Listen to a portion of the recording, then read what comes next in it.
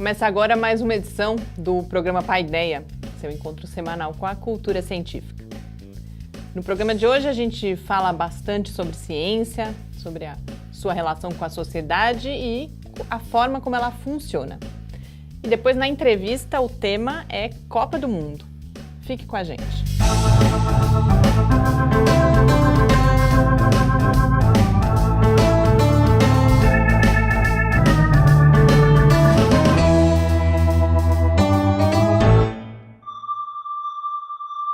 Muito boa noite. A gente começa agora mais uma edição do Paideia, que é uma realização do Laboratório Aberto de Interatividade da UFSCar, o LAB, e do Centro de Desenvolvimento de Materiais Funcionais, o CDMF. O programa vai ao ar todas as terças-feiras, às 8 horas da noite, nas redes sociais, no site do LAB e também na Rádio UFSCar. Hoje eu tenho a satisfação de voltar a contar com a presença do professor Adilson aqui no estúdio. Boa noite, Adilson. Prazer. Boa noite, Mariana. Boa noite a todos que nos assistem e nos ouvem. A edição dessa semana de Mídia e Ciência é uma espécie de metalinguagem, falando de como a ciência é feita e como ela se relaciona com a sociedade. E depois a gente vai comentar outros temas parecidos. Então, eu começo o programa já chamando a coluna. A imagem da Torre de Marfim é muito utilizada como metáfora para a comunidade científica, posicionando a construção do conhecimento científico em um lugar longe das preocupações cotidianas, alheio às paixões humanas. Embora o termo seja pejorativo, não é raro que se defenda que a prática científica deve mesmo se dar longe de qualquer restrição, com total liberdade, sem a qual não se produziria conhecimento de qualidade. O debate não é simples, mas essa semana foi rica em exemplos que nos ajudam a pensar sobre as relações entre ciência e sociedade, que é o que eu proponho para essa edição de Mídia e Ciência.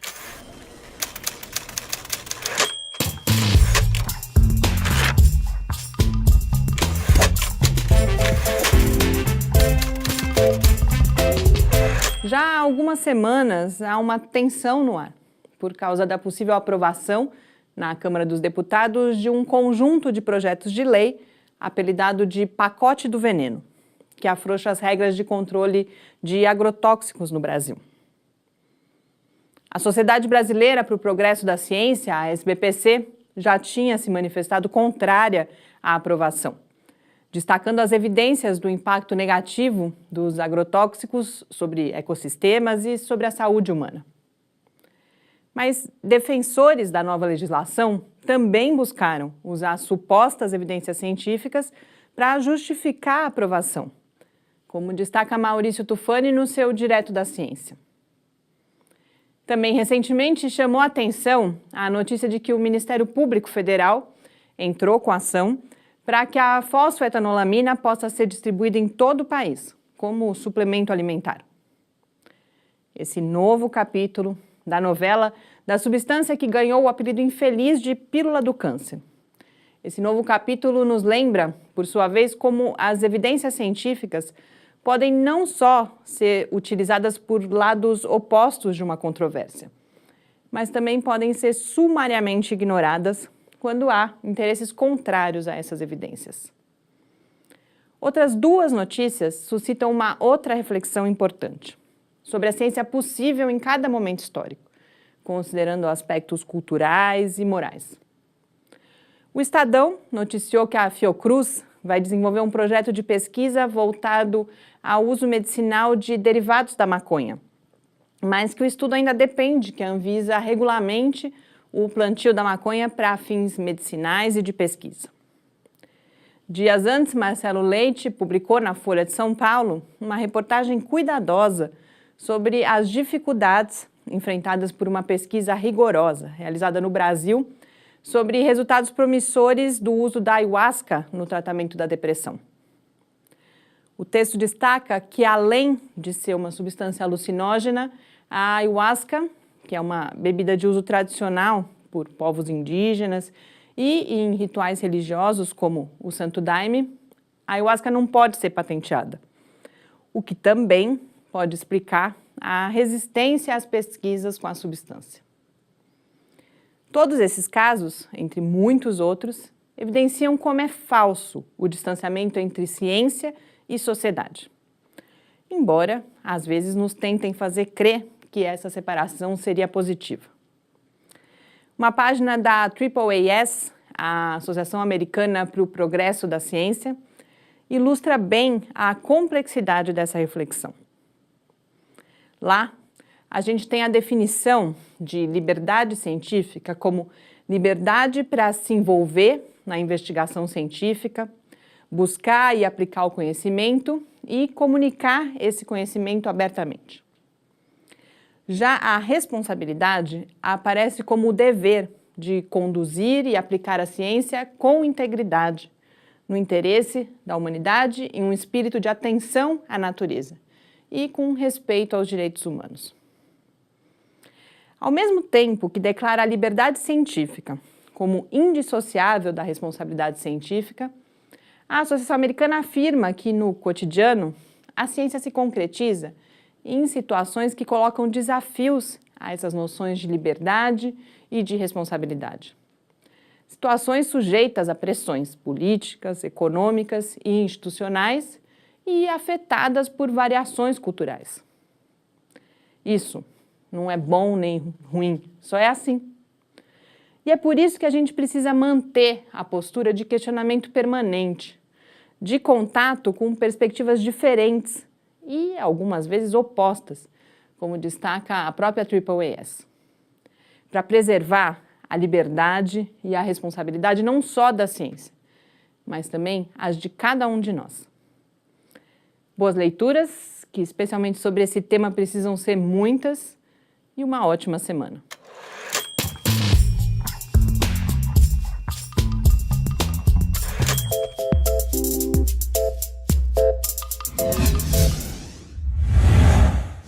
Estamos de volta aqui no Paideia. A gente, na coluna, falou dessa relação externa da ciência com a sociedade, mas eu separei, já estava ansiosa, já faz 2 semanas que eu tinha visto essas notícias, queria comentar aqui com você, que vão falar de coisas muito internas à física, a forma como a física funciona. Uma delas é uma resenha que foi publicada na Nature, na seção que é dedicada às resenhas, de um livro escrito pela Sabine Rosenfelder, que é uma física teórica, mas também é blogueira, acabou de lançar o Lost in Math, então Perdidos na Matemática, e ela fala em uma crise da física, ela fala em alguns problemas que a física não está conseguindo resolver, então exemplos que ela dá são o ajuste fino do modelo padrão, a falta de uma teoria da gravidade quântica, e ela diz que isso é muito fruto de um trabalho talvez teórico demais, de uma física que está mais preocupada ou que se guia mais pela elegância matemática, pela simetria, por exemplo, do que por evidências empíricas. Eu queria que você comentasse um pouco isso. Então, há uma crise, como que você vê essa posição que ela coloca, mas também que você falasse um pouco, talvez começasse com essa diferença entre o trabalho na física teórica e o trabalho da física empírica. Bem, essa questão da física está baseada muitas vezes na procura das formas simétricas, das formas belas, é uma tradição que já vem de muito tempo, né? Eu sempre costumo citar o exemplo famoso do Kepler, que lá por volta do século XVII, ele percebeu que havia, na época, 5 planetas observáveis, no céu, e havia 6 sólidos geométricos, né? Então ele pensou, a relação entre o tamanho desses sólidos geométricos, um encaixado com o outro, quando ele fazia essa relação, dava exatamente a separação das órbitas dos planetas. Então era uma coisa magnífica, você encontrava a geometria, uma coisa puramente matemática, uma conexão com uma coisa da natureza, né? Então aquilo era uma ideia linda, porém, infelizmente, não tem nada a ver a separação dos planetas, etc. A questão, muitas vezes, da teoria trazer essas ideias de simetria foi muito imposta pelo próprio Einstein. Quando ele faz a teoria da relatividade restrita, quando ele apresenta a ideia do fóton, que lhe rendeu o prêmio Nobel, e depois na própria teoria da relatividade geral, que é uma teoria da gravidade, que é o que justamente impacta esse problema da gravidade quântica. O Einstein sempre tentava trabalhar com essa ideia, com esse conceito de beleza, de simetria, de conceitos mais gerais. E atualmente o grande dilema da física é que a teoria da relatividade geral de Einstein, ela é incompatível com a mecânica quântica. Então, há uma busca nos últimos 100 anos, mais ou menos, de unificar essas duas teorias. Isso é feito tanto do ponto de vista teórico quanto do ponto de vista experimental. Então, na física experimental, qualquer ideia, por mais bonita que ela seja na ciência, em particular na física, ela somente vale se a gente conseguir testá-la a partir de algum experimento. E esse é o grande problema dessas teorias que falam de gravidade quântica, as teorias, por exemplo, que envolvem as teorias de cordas, ou supercordas, como também se diz. Uma das críticas que ela faz principalmente é a teoria das cordas. Exatamente. A teoria de cordas, até hoje, ela é impossível de ser testada experimentalmente, porque ela fala de tamanhos e níveis de energias nunca possíveis ser alcançados com a nossa tecnologia atual e nem talvez nos próximos 500 anos a gente consiga atingir essa tecnologia. Então a teoria ela é bonita, matematicamente coerente, matematicamente correta, porém ela não tem uma forma de ser testada, tá? Eu posso dar um outro exemplo mais recente, que é importante nessa ideia. Quando começou o surgimento da física quântica, lá por volta dos anos 20 do século passado, o Schrödinger propõe uma teoria da mecânica quântica e o Heisenberg propõe outra teoria de mecânica quântica. São duas teorias que, em princípio, parece que são diferentes, mas depois, rapidamente, é mostrado que elas são equivalentes. E qual a diferença? Os valores que eles calculavam, que eles previam, eram acessíveis de medir experimentalmente. E isso levou, esse avanço levou justamente em paralelo ao desenvolvimento tecnológico. Você conseguia, então, fazer essas previsões, obter os resultados, e isso permitiu, por exemplo, o avanço da nossa eletrônica, que a gente tem hoje. Todos os dispositivos eletrônicos são baseados em princípios quânticos. E isso tudo passou por esse casamento entre experiência e teoria. O caso da física de partículas, ela leva em conta experimentos que requerem cada vez energia mais alta, o acelerador, o LHC é exigido mais dele, ou seja, precisa fazer um upgrade agora de mais 5 bilhões de dólares para atingir um outro nível de energia. Mas será que eu vou encontrar alguma coisa lá? Então, essa é uma crise nessa situação. Então, parece que você realiza um experimento agora, não deu resultado, então eu ajusto, porque eu não cheguei no nível ainda, tem que aumentar mais. Então, essa busca está meio em crise mesmo, porque são experimentos que talvez sejam uma busca em vão e você nunca consiga encontrar um resultado. Um outro paralelo que a gente tem na física foi justamente no começo do século XX sobre a velocidade da luz. Um monte de experimentos foram feitos para ver se a velocidade da luz dependia do movimento da Terra ao redor do Sol e sempre dava resultado negativo. Tá? Então era uma busca para aquele resultado que nunca ia conseguir. Até que o momento que o próprio Einstein propôs, não, a velocidade da luz é sempre a mesma. E aí você deu um avanço. Então a física vive uma crise nesse sentido. Mas esse exemplo mesmo que você dá mostra essa relação também entre a física teórica e a experimental. Uma vai se ajustando, a outra vai se ajustando e assim o conhecimento assim avança o conhecimento, exatamente. Essa crítica que ela faz é importante porque algum tempo atrás o pessoal que trabalha com isso estava dizendo que não precisava fazer mais experimentos, não precisava fazer experimentos para isso, porque estava tudo certo matematicamente, é só uma questão da gente não ter tecnologia para chegar. Aí várias pessoas protestaram contra isso, foi até um editorial da Nature, acho que foi final de 2014, chamando a atenção, peraí, a gente não pode mudar o modo de fazer ciência, uma vez que o resultado não está nos agradando, né? Então esse é um ponto bastante controverso.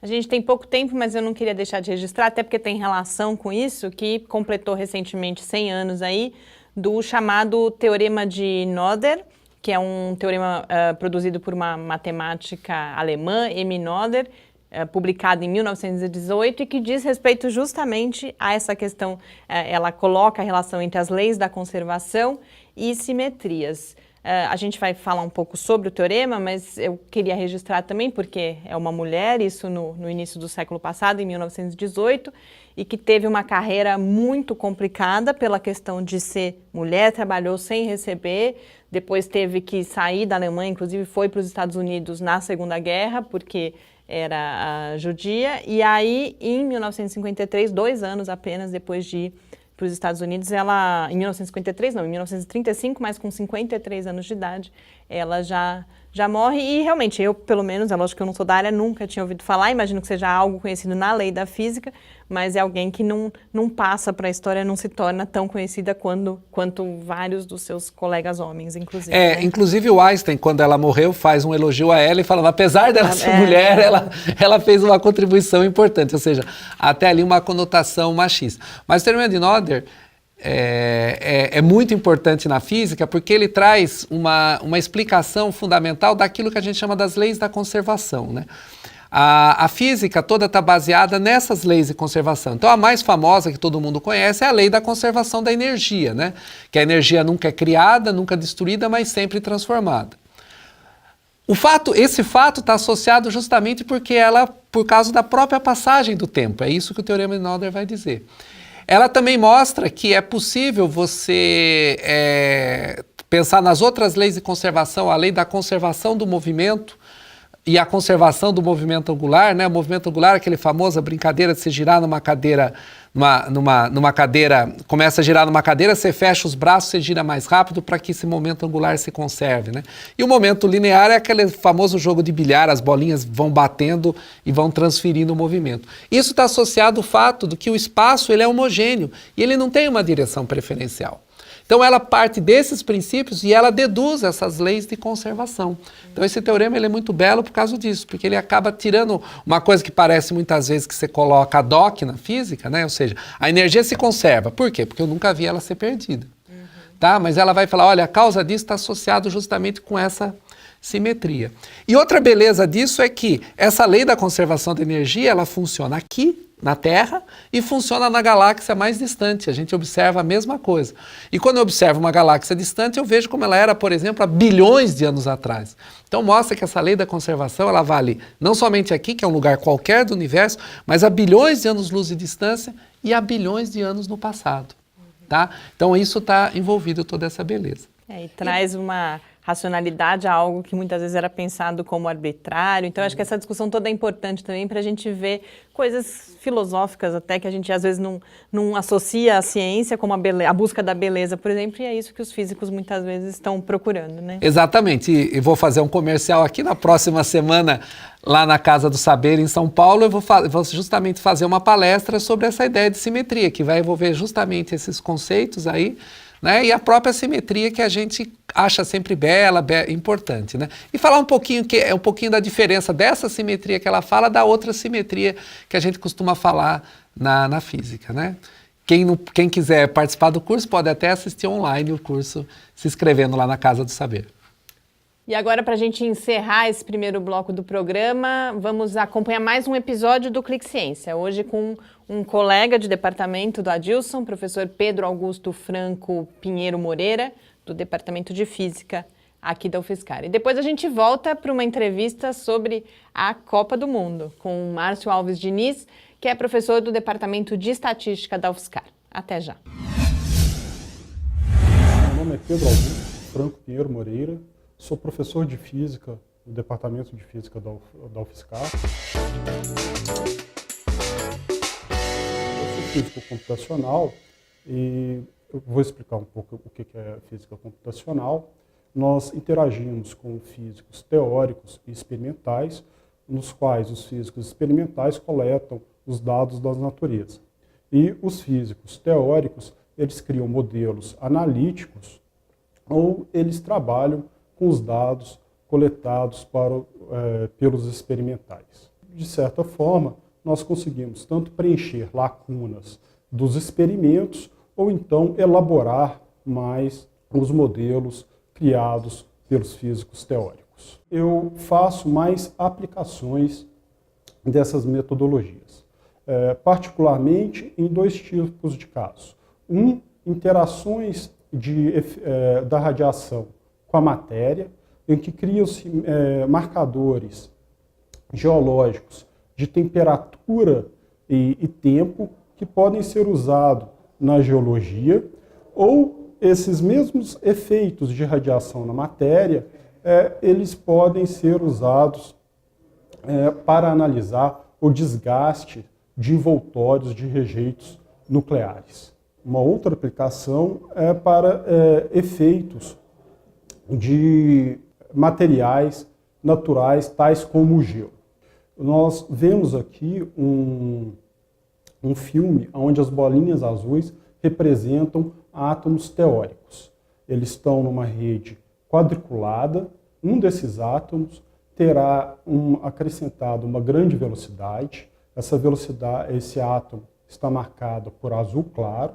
Nós vamos ver o efeito de uma mesa de sinuca. Quando essas bolinhas se movimentam, elas criam defeitos neste material. Com o passar do tempo, esses defeitos podem se rearranjar ou, caso essa bolinha esse átomo tivesse uma energia cinética maior, se movimentasse mais rapidamente, criariam-se defeitos permanentes. Tá? Neste caso aqui é apenas um exercício teórico, mas esse tipo de simulação pode ser feita com cerâmicas para ver se vai haver danos permanentes ou não. Então, nós fazemos pesquisas análogas a este filme, mais semelhantes a este filme, mas para materiais como zircão ou apatita, que são utilizados ou como marcadores geológicos, já que são minerais presentes na Terra, ou como cerâmicas que vão ser usadas para fazer envoltórios de rejeitos nucleares. O grupo de simulações atomísticas tem interesse, então, nesses tipos de simulação em que caracterizam os processos termodinâmicos, como temperatura, processo de difusão, como vimos nos nossos exemplos, tá? E que podem ser associadas a características macroscópicas dos materiais, permitindo um melhor entendimento da natureza.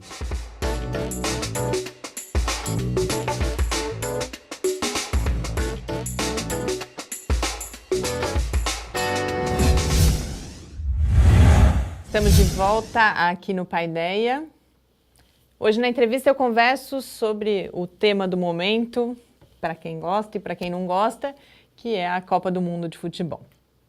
E para isso, nosso convidado é o professor do Departamento de Estatística da UFSCar, Márcio Alves Diniz, que é idealizador da plataforma FIFA Experts, que envolve os internautas em previsões sobre os jogos da Copa 2018, com o objetivo principal de disseminar o conceito de probabilidade e outras técnicas estatísticas. Professor Márcio, muito obrigada por ter aceito o nosso convite. Demorou para a gente poder ter essa conversa, mas é uma satisfação que a gente possa contar com a sua presença aqui hoje. Obrigado, eu que agradeço pelo convite. Daqui a pouco a gente vai descrever um pouco mais o FIFA Experts, como funciona, mas queria que você começasse apresentando por que criou essa plataforma, qual foi a motivação, qual que é a história aí até a gente chegar a esse site agora na Copa 2018. Sim. Bom, eu sou professor aqui do Departamento de Estatística da UFSCar desde 2009 e eu tive um colega no doutorado que mantém uma página até hoje, que é o Chance de Gol, que existe já desde 1999, onde ele publica previsões probabilísticas para jogos de futebol do Campeonato Brasileiro e hoje de vários outros campeonatos e da Copa do Mundo também. Existe um outro site, que é o Previsão Esportiva, mantido por um colega aqui do Departamento de Estatística da UFSCar, que é o professor Luiz Ernesto, e que existe já também desde 2006, que publica também previsões para jogos de futebol, principalmente para a Copa do Mundo e para outros campeonatos. No Chance de Gol, que eu consultava eventualmente, porque eu gosto de futebol, enfim, e também de probabilidade, eu via os comentários das pessoas, esses comentários de Facebook, né, de redes sociais, etc.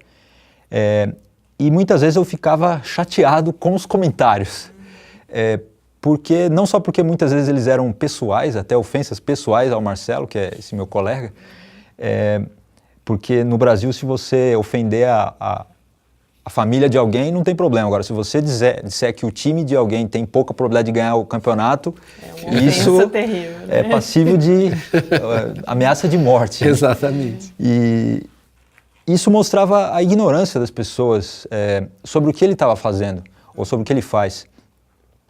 Então, das motivações foi fazer o site com o objetivo de educar as pessoas mesmo, ou de fazer as pessoas pensarem sobre probabilidade de uma maneira que normalmente elas não pensam.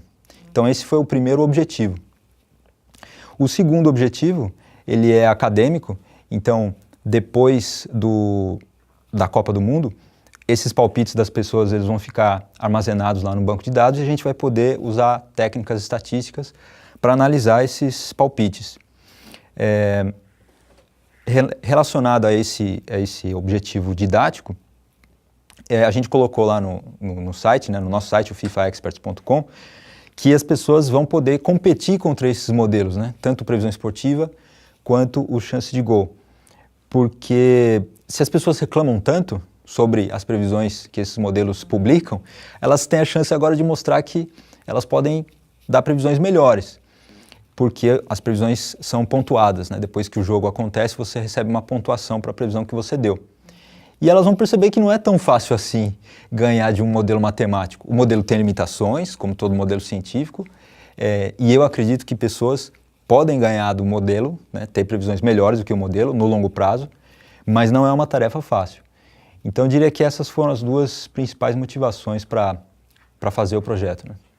Queria que você descrevesse ali um pouco, levando em consideração justamente isso. Eu acho que é mais comum a gente pensar em sites como o Previsão Esportiva, que tem esses modelos matemáticos e que falam, inclusive, olha, o resultado provavelmente vai ser esse e tal. No FIFA Experts, as pessoas elas não falam, olha, o resultado da partida vai ser esse, 3-1, mas elas falam em termos justamente de probabilidade de um time ou de outro vencer ou de dar empate, né? Sim. Existe uma diferença, né, entre esse bolão que a gente está acostumado, onde as pessoas colocam o placar, e o palpite que a gente está pedindo lá no FIFA Experts. O bolão usual, a pessoa ela pensa em todos os placares possíveis e ela escolhe aquele que ela acha mais provável. Mas quando você coloca lá 3-1, você não coloca do lado com probabilidade tal. Né? Vai ser isso, né? Então é como se fosse uma predição, não é uma previsão. Então existe uma confusão muito grande entre as pessoas que não são do meio, que costumam tomar previsões como predições, né? Então quem faz predição é o guru, é o cara que tem bola de cristal, né? Ele diz, olha, o avião X vai cair amanhã em tal horário. Né? Quer dizer, ele deu a probabilidade que é 100%, com certeza, aquilo vai acontecer. Daquele evento específico. Né? Exato. E quando você coloca lá 3-1, se você não coloca nenhuma probabilidade do lado, você está dizendo, olha, isso aqui vai acontecer. Então isso é uma predição. É parecido com a nossa loteria esportiva, né? Onde você tem os dois times também e você marca, olha, vai ganhar o time A, vai ganhar o time B ou vai dar empate. Você faz um xizinho lá. Então você está cravando aquele resultado.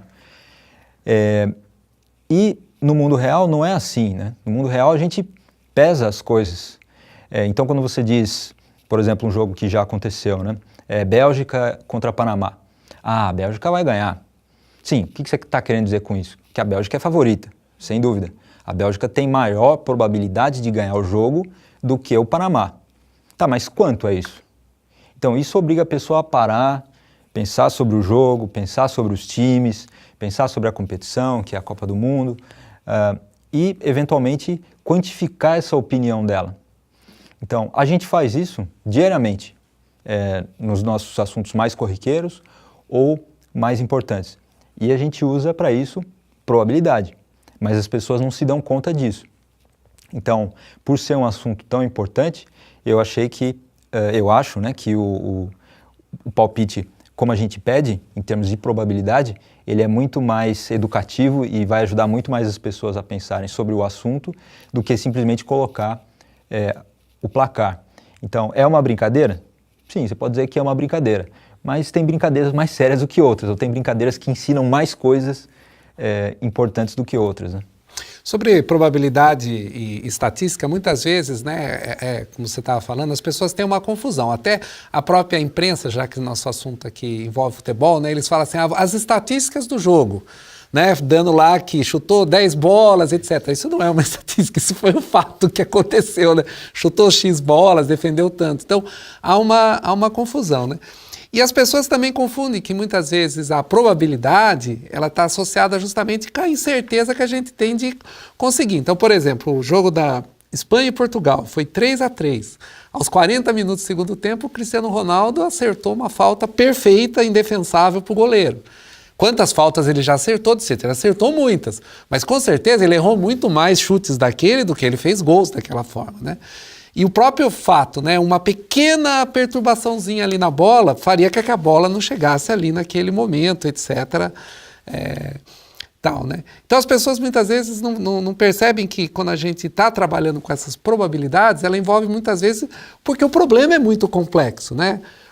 Como, por exemplo, se a gente fosse descrever fisicamente aquele chute do Cristiano Ronaldo, né? Ou seja, é muito difícil, porque dependeu do jeito que ele bateu na bola, a altura da grama, o vento, o quanto que o Piquet pulou e não alcançou a bola, várias coisas. Ou seja, é um problema intratável do ponto de vista da precisão. Mas do ponto de vista da probabilidade, você sabe, olha, o Cristiano Ronaldo, sei lá, tem um acerto de 10%, 20%, não tenho ideia, né? Para cravar um resultado. Agora, por exemplo, um resultado 3-3 como Espanha e Portugal, acho que foi um resultado que pouca gente cravou no seu site. Então, no nosso caso, a gente não tem esse problema, porque a gente vai quantificar a sua probabilidade de empate, né? Então, você vai colocar lá quantos por cento você acha que... empataria, né? Que empataria. E é bem provável que aquele jogo empatasse, ele tinha uma chance pelo... Né? E você tem até meia hora antes do jogo para mexer na sua probabilidade. Então, quando o jogo começa, aquele jogo ele não está mais ali disponível para você alterar a sua probabilidade, né? Então, certamente algumas pessoas colocaram alguma probabilidade para empate, como eu coloquei. Outras pessoas não. Outras pessoas pensam, por exemplo, nos jogos do Brasil principalmente, nós brasileiros costumamos ser otimistas com relação à seleção brasileira e colocam lá, não, 100% de vitória para o Brasil, 0 para empate e 0 para a Suíça, no caso. E quebrar a cara. O oponente. Então eu tive, por exemplo, colegas, professores do departamento que fizeram isso, né? E tudo bem, se você acerta, se o Brasil de fato ganha, você ganha a pontuação máxima, que a pontuação dos palpites varia entre 0 e 100. Então você ganha a pontuação máxima. Mas, se você conhece um pouco de futebol ou um pouco de probabilidade, você não vai fazer isso. Porque probabilidade de 0 é para eventos impossíveis. Probabilidade de 100% é para eventos que você tem certeza. A não ser que... As pessoas tinham certeza. Pois é, esse é o problema. Mas isso tudo é muito interessante, porque já começa a entrar nessa seara do que significa probabilidade, né? Porque a gente pode estudar a probabilidade matematicamente, como a matemática pura, por exemplo, estuda geometria, né? Geometria plana, por exemplo, de maneira axiomática, e você pode tentar fazer uma relação da geometria plana com o mundo real e aplicar a geometria plana ao mundo real. E, de fato, tem várias aplicações e deu vários resultados. Da mesma forma, existe uma formulação axiomática da probabilidade, que você não precisa interpretar o que significa, o que não significam esses axiomas. Agora, o que significa probabilidade quando você passa para problemas aplicados da vida real? Você vai dizer, bom, é a medida de confiança de alguém em um determinado evento aleatório, como você disse, né? Então, o evento aleatório, no caso, é o jogo. Então, se é a sua medida de probabilidade, eu tenho a minha, ela tem a dela e cada um tem a sua. Então, a probabilidade vai ser considerada subjetiva, quer dizer, depende do sujeito que está informando e não do objeto, que no caso é o jogo. Uma outra linha vai dizer, não, probabilidade é objetiva, quer dizer, ela não depende de quem dá a probabilidade, depende do objeto. Então, o jogo Portugal contra a Espanha tem uma e só uma probabilidade da Espanha ganhar, de terminar empatado e de Portugal ganhar. Essas duas, basicamente, existem outras, né, intermediárias, enfim, mas essas duas interpretações do significado de probabilidade, elas disputam aí na literatura da estatística, desde o começo do século passado, e talvez até antes, quem está certo e quem não está. Quando você pensa numa partida de futebol, tem 22 jogadores, o árbitro, né, no caso do jogo do Brasil, que pegou muito, que estão falando que o árbitro interferiu no resultado, ou seja, tem 22 jogadores mais o árbitro, etc. E tudo aquilo em volta, né? É difícil imaginar que a probabilidade seja única, né? Pelo menos do meu ponto de vista, assim. E mesmo, bom, eu já estou mostrando o meu viés aqui, né? Mas se você disser assim, não, então, mas a probabilidade de você obter cara numa moeda é meio, isso com certeza. Bom, mas joga por quê? 2 vezes a moeda, vê se dá 2 vezes. Mas por que é meio, né? Falou assim, não, porque os lançamentos são sempre iguais. Não, não são sempre iguais. A gente pensa que eles são iguais, mas eles não são iguais. Né? Se nós tivéssemos condições de saber a maneira como a pessoa coloca a moeda no dedo e a força que ela aplica na moeda, a gente vai ver que são eventos distintos. Mesmo no tempo, eles estão em momentos diferentes, então não são eventos únicos. Então, por que você vai dar a mesma probabilidade para 2 eventos únicos? Ah, não, porque as pessoas têm várias justificativas. Porque a moeda é simétrica. Bom, tudo bem, a moeda é simétrica. E você pode dizer, todo mundo concorda que é meio. Então, tudo bem, todo mundo na sua subjetividade, então você está dizendo que existe um consenso. Mas é diferente de dizer que é do objeto. Você só vai verificar isso quando fizer centenas, milhares de lançamentos, você vai ver que vai convergindo. Mas mesmo assim, depois, o 11º, ele vai ser diferente dos outros 1000, né? Enfim, então é uma discussão bastante longa e ampla e filosófica até. Exatamente. Aproveitando que a gente falou do lançamento da moeda, na justificativa da plataforma também se coloca, aí pensando na parte didática que você colocou, inclusive pensando no ensino médio, na escola mesmo, que os exemplos que são usados em geral para ensinar ou para tratar desse conceito de probabilidade, um deles muito comum é justamente a moeda, e que teria um efeito diferente, exige menos ou exige deixa de exigir, por exemplo, criatividade ou inteligência que fazer previsões e trabalhar com a probabilidade para um jogo de futebol exige. Queria que você falasse um pouco sobre isso. Geralmente esses livros que introduzem um assunto, principalmente para ensino médio, mas mesmo na universidade, né, quando a gente vai introduzir probabilidade, os principais livros eles tomam essa abordagem, que é usar cálculo combinatório. Então eles consideram todas as situações possíveis de um determinado evento como se fossem igualmente prováveis. E aí você vai usar cálculo combinatório para calcular a probabilidade de algum evento. Ou é o lançamento da moeda ou andar do bêbado, né? Tem o dado também, tem o baralho, né? Então tem várias situações em que isso pode acontecer. Isso tem o seu valor, né? Então, cálculo combinatório é uma coisa que tem o seu valor dentro da matemática e até em outras áreas, como na computação, na física, eu não estou negando isso. Mas, no caso do ensino de probabilidades, se você começa por aí, o aluno muitas vezes ele sai com a impressão de que probabilidade é só isso, é cálculo combinatório. E aí quando você propõe para ele uma outra situação muito mais próxima da vida real, ou de problemas aplicados na vida real, onde você vai ter situações muito provavelmente que não são igualmente prováveis, ele fica sem chão. Então, eu dou um exemplo para os alunos para quem eu ensino probabilidade ou introdução à probabilidade, né? Então tá bom, uma outra justificativa da moeda é que as pessoas dizem, não, mas você tem 2 alternativas, então uma deve acontecer, deve ser meio. Eu falo, tá bom, então eu vou falar para você, olha, qual a probabilidade de hoje, à meia-noite, você estar vivo? Só tem 2 possibilidades, ou você vai estar vivo ou você vai estar morto. Eu espero que não seja 50%. A probabilidade de você estar morto hoje é à meia-noite. Então, quando você passa para essas situações, onde a pessoa precisa parar, pensar e dar a opinião dela, esse tipo de exercício ele é muito mais útil, em termos didáticos e pedagógicos, do que esses exemplos que envolvem cálculo combinatório. E no início você colocava também que além desse objetivo didático, há um objetivo de coleta de dados e que pesquisas vão ser realizadas depois a partir desses dados. Que pesquisas são essas? Quais são as questões que estão por trás dessas pesquisas? Isso tem a ver também com um pouco com a origem, né, desse tipo de pesquisa que a gente está realizando, que eu não fui o primeiro a pensar nisso, né? Então, um outro pesquisador já pensou sobre esse tipo de aposta ou de opinião, se você quiser, para jogos de futebol, e ele já colocou diversas questões que a gente poderia parar para pensar sobre os melhores previsores, por exemplo, né? Como é que eles conseguiram fazer isso?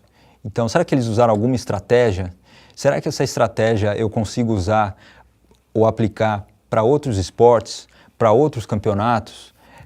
E aí, eventualmente, sim, extrapolar para outras situações mais sérias, obviamente, do que eventos esportivos, né?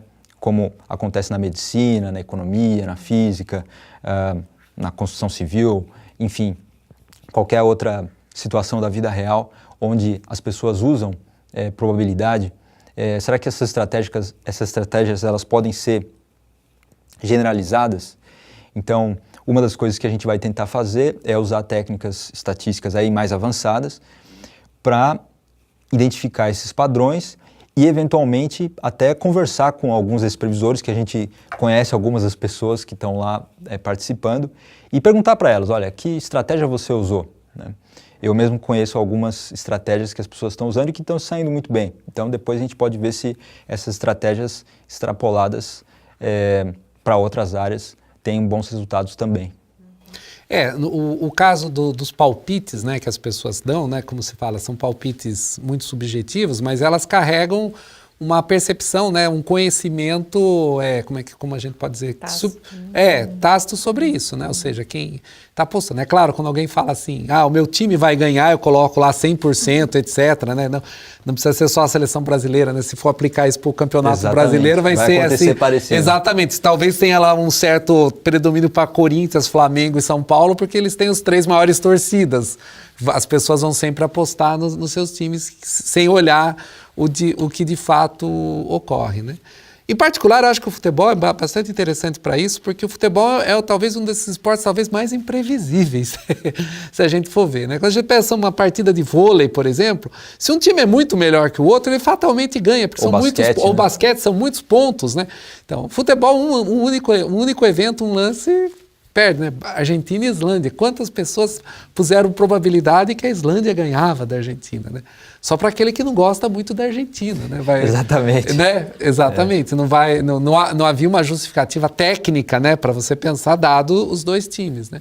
Então, acho que esse perfil que você está levantando é um perfil bastante interessante. E como você falou, a gente tem opinião para tanta coisa, né?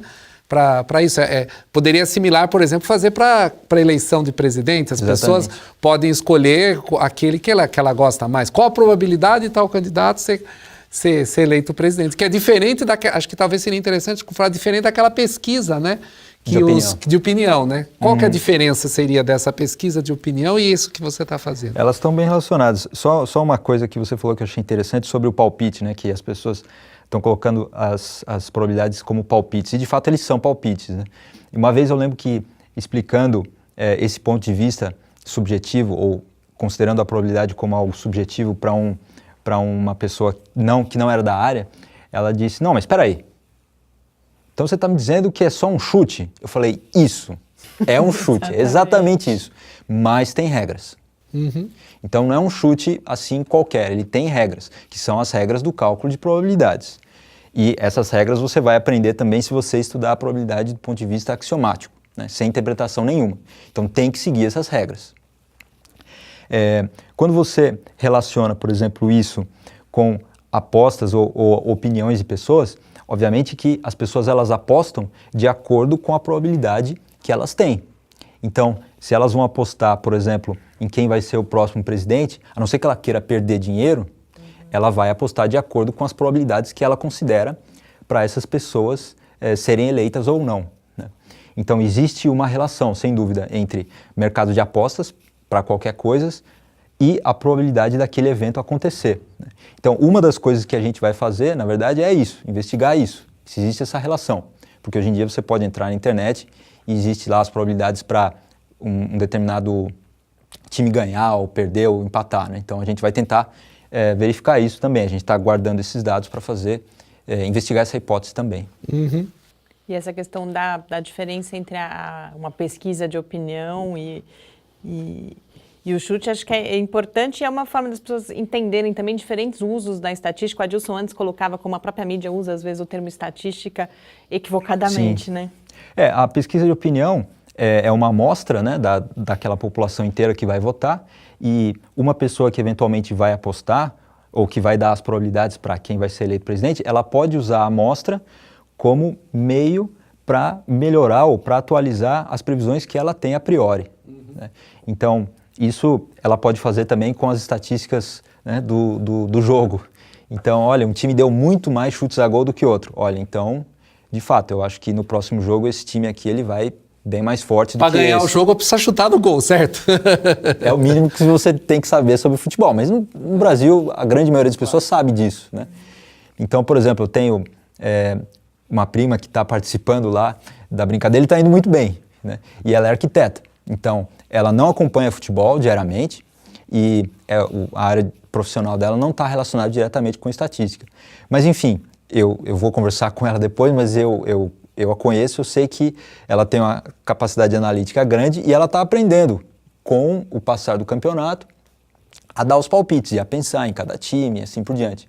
Então, vê que isso não está relacionado necessariamente com o fato da pessoa gostar de futebol ou de probabilidade. Uhum. O fato, por exemplo, que a gente tem lá, a Alemanha perdeu o primeiro jogo, a Argentina perdeu o primeiro jogo, o próximo jogo, difícil, o meu palpite seria, dificilmente eles vão perder, porque há uma necessidade, há uma pressão, então vai mudar. Então a condição inicial mudou, né? Exatamente. Uma coisa é eu fazer os palpites antes disso. Então, como já teve um evento, derrota para a Islândia e derrota para o México, isso vai gerar o que seja, mudou as condições de contorno, ou seja, eles têm que ganhar o próximo jogo e provavelmente vão ganhar. Se eu for colocar meu palpite, eu não vou colocar 100%, mas eu acho que 80% cada um deles vai ter chance de ganhar, porque eles estão motivados para isso. Exato. No nosso jargão, esse primeiro jogo é a amostra. Isso. Então já tem uma amostra da Argentina, já tem uma amostra da Alemanha e de outros times. Né? Então eu posso usar essa amostra agora para atualizar minhas probabilidades dali para frente. Uhum. Então, em vez de diminuir o fato de ter um resultado negativo, não, eu acho que é o contrário, aumenta a chance de ter um resultado positivo na sequência. Né? Depende de cada um. Exatamente. Nosso tempo está acabando, eu queria, depois ainda vou te fazer mais uma pergunta, mas quem se interessou, ainda dá para participar, dá para, a partir de agora, começar a fazer as previsões no site? Sim, você pode entrar lá no fifaexperts.com, no canto direito superior da tela tem o link para você se registrar. Você pode fazer isso com conta do Google ou do Facebook, isso é gratuito, e você pode criar ligas, então para competir com seus amigos. Então mesmo que você vá começar agora, você não vai ter nenhum ponto, mas se você começar com um grupo de amigos, todos vão ter 0 pontos e vocês podem fazer os palpites daqui para frente. E aí a pontuação vai ser considerada daqui para frente e você pode ver com seus amigos quem é o melhor previsor daqui para frente, né? Então, não há impedimento nenhum. E eu não poderia encerrar sem perguntar os seus palpites. A gente está gravando na quinta, antes do Jogo do Brasil, então, na sexta. Perguntar em termos de probabilidade. A probabilidade da gente finalmente ganhar esse jogo e a probabilidade do Brasil de ganhar a Copa também. Olha, eu tenho os meus palpites, né? E eu tenho também, como eu sou obrigado a colocar os palpites ou as previsões desses modelos que eu comentei com vocês, eu tenho que entrar no site, eu tenho que olhar, etc. Então, em geral, eu sou mais pessimista do que a média com relação à seleção brasileira, né? Então, se você for perguntar o meu palpite pessoal, sem dúvida eu coloquei o Brasil como favorito no jogo contra a Costa Rica, que é o próximo jogo. Mas, na minha opinião, o Brasil não ganha a Copa, mas é uma opinião pelo que eu estou vendo do futebol, dos outros times e do futebol do Brasil. Os modelos, eles consideravam, antes da primeira rodada, o Brasil como um dos favoritos para ganhar a Copa, né? Mas o Previsão Esportiva, ele considerava uma final Brasil e Alemanha, a Alemanha ganhava. Em termos de probabilidade, não significa que isso vai acontecer, por favor. Né? Senão você vai ter problemas. Exatamente. Também o chance de gol considerava o Brasil com maior probabilidade de ser campeão, e tem um outro modelo mantido por uma pessoa de fora do Brasil, que considerava também Brasil e Alemanha os favoritos, e a Alemanha com maior probabilidade de ser campeã. Aí a gente vai ter que esperar para ver o que acontece. Como na Copa anterior, acho que dificilmente algum modelo previa um 7-1, né? Brasil e Alemanha, né? Acho que a probabilidade disso acontecer, ninguém pensava, seja modelo ou seja de palpite, mas aconteceu. Sem dúvida. Bom, a gente vai esperar. Queria agradecer muito, parabenizar pelo trabalho e que a gente tenha várias outras oportunidades aí de conversar, não só sobre probabilidade, mas tantas outras coisas que a gente pode falar na estatística. Muito obrigada, professor. Eu que agradeço pelo convite mais uma vez. Eu conversei com o Márcio Alves Diniz, que é professor do Departamento de Estatística da UFSCar. SPAIdeia agora fica por aqui. A gente volta na próxima terça-feira, às 8 horas da noite, para o último programa dessa temporada do primeiro semestre aí de 2018. Enquanto isso, você pode acompanhar o Lab no Facebook, no Twitter, ou falar com a gente pelo e-mail no cliqueciência@ufscar.br. Muito boa noite. Boa noite a todos. Boa noite.